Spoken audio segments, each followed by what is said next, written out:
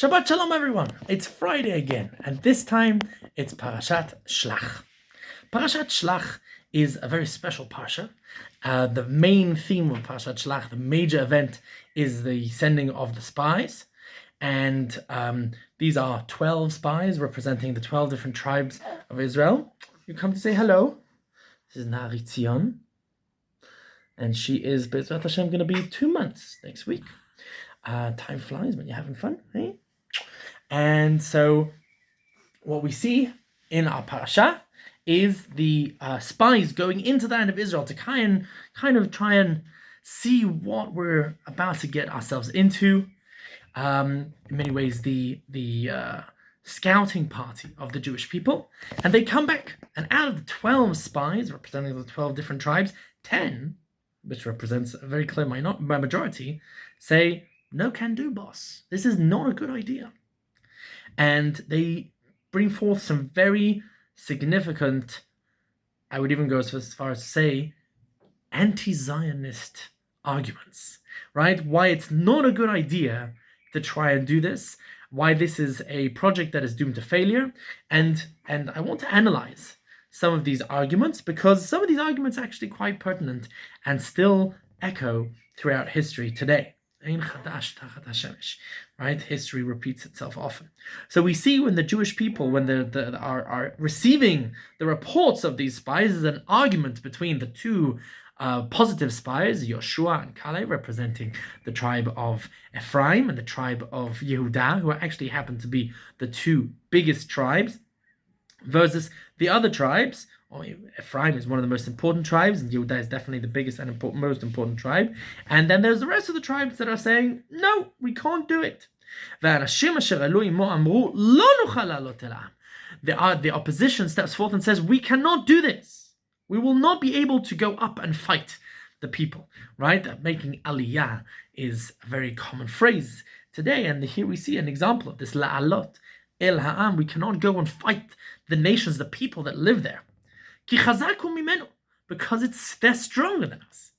The very first argument against making aliyah is because it's hard, because it's impossible, because it's difficult, because at the end of the day, let's look at the stats. These leaders of the Jewish people say, listen, let's put out all of the different things on paper. We are a nation of slaves who've just escaped from Egypt. We maybe took a few weapons with us, but we don't really know how to use them. We're not a trained army. We have no leadership. We have no trained officers. We have no trained tactics or proper weapons or anything of the sort. We're about to go up against a major power, the Canaanite nations, who are very well known for their military might, and we're going to get smashed. Indeed, later on, actually, the Ma'apilim try an attack without any preparation, and they do get smashed. They have no chance. And they say, listen, this isn't just not going to work. We know how these things play out. We have no chance. It is physically, militarily, strategically impossible for us to win. But they're forgetting a major part. The part that the Ma'apilim later in the story didn't have, which is the divine intervention. And that is why Chazal, the rabbis in the Midrashim, say that when they say Ki chazaku mimenu, because they're stronger than us, they say don't read mimenu, us, but rather mimeno, him. They are stronger than him. Who is the him? That's the Almighty. Really, what is going on here is the first argument, I would say, or maybe the second argument, is that even God can't do this. Right? God is not really with us. We don't actually believe in our mission. Very often when people give up, when people are fearful, when people are scared in a certain endeavor, is because there's a certain lack of belief in the actual cause itself. They don't believe in the justice of the cause. They don't believe that God actually is, after all the miracles that they saw in Egypt, they still don't believe that it's doable. Even God, and this is a level too far. This is a level 3 miracle. Maybe again, that is one of the readings that Chazal saying, because at the end of the day, yes, you're right. You are a ragtag bunch of slaves. There is no way in hell that you're ever going to do this. But there has to be something deeper going on here. The story is not just about us as individuals or even us as a collective, but rather us as a divinely guided and accompanied nation. And that is, I think, a major part of this. ויוציאו דיבת הארץ אשר תרו אותה אל בני ישראל לאמור, הארץ אשר עברנו בה לתור אותה, ארץ אוכלת יושבי. They said, forget about the trying to get in. Even once we get in, the land itself is terrible. It's a horrible. It's a swamp.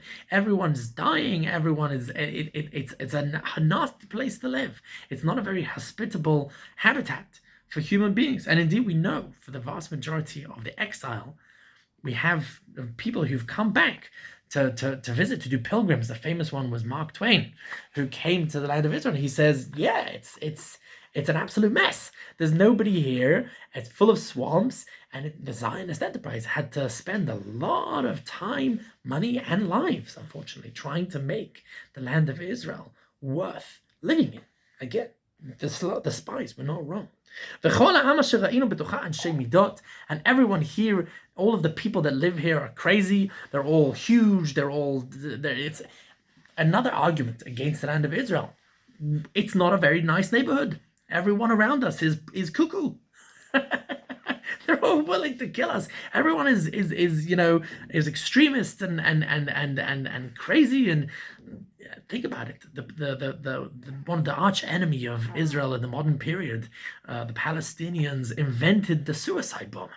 Right? There's all sorts of concepts that were then taken around the world and were used against Western civilization as a whole. These are often things that come from the craziest of minds. And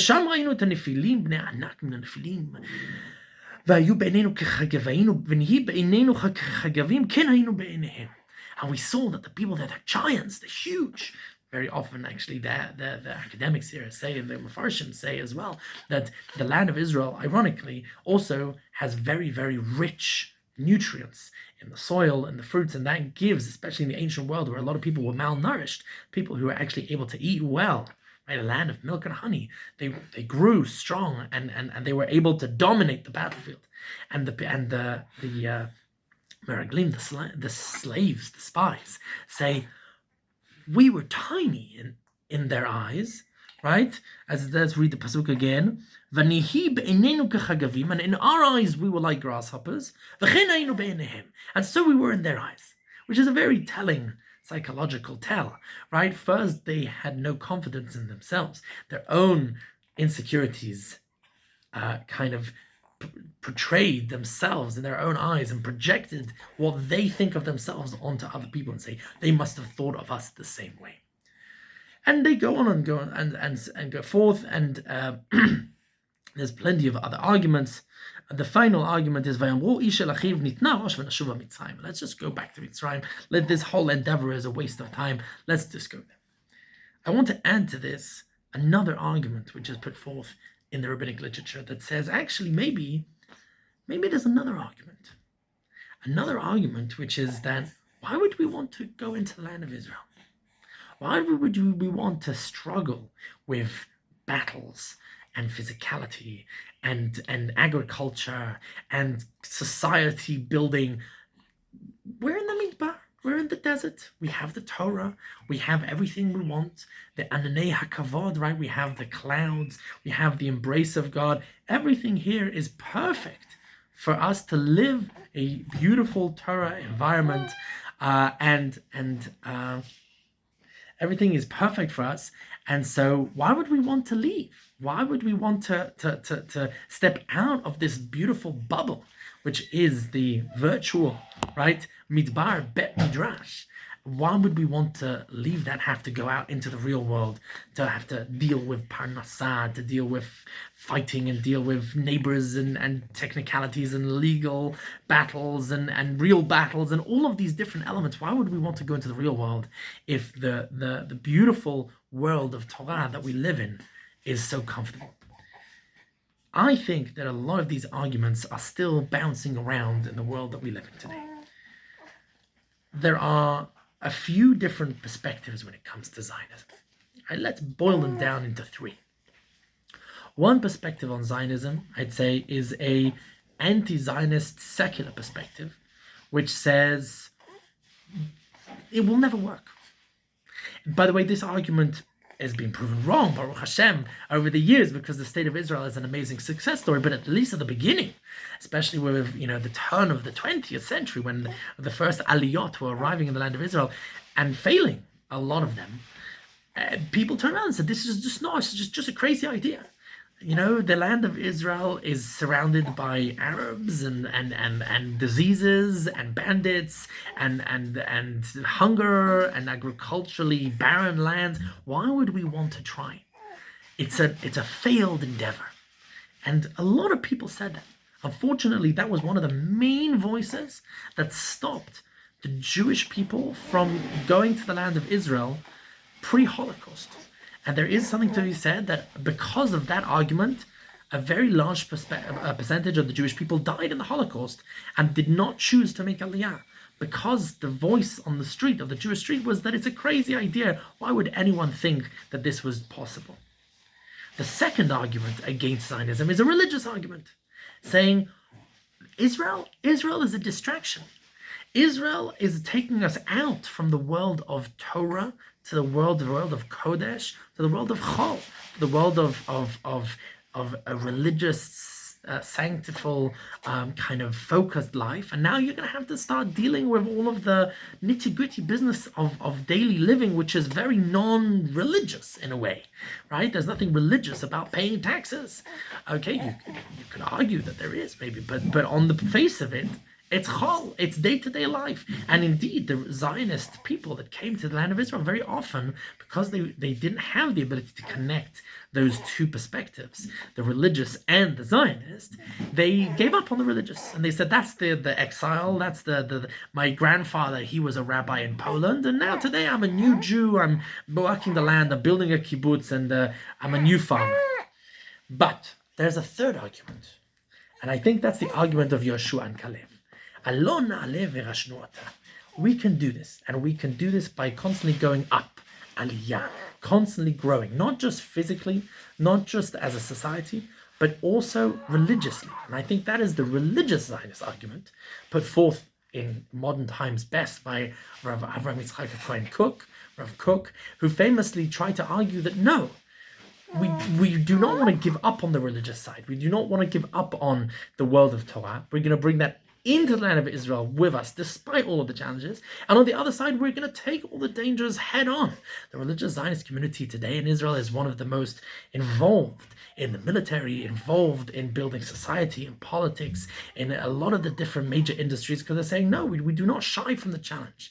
And we will dive headfirst into it. Yehuda style, Caleb style, right? And Yoshua ben Nun style.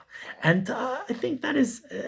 There's many different other anti-Zionist arguments that are hiding within the Parsha that, again, very often there's an element of truth to. And the more we read the Parsha, and the more we look outside as we're reading the Parsha and follow the news and follow the Jews and try and understand the different voices that are still being heard today, I think we can understand how the words of the Torah, the words of the Parsha, echo in our ears at this moment in time. Shabbat Shalom. Say Shabbat Shalom. Bye-bye.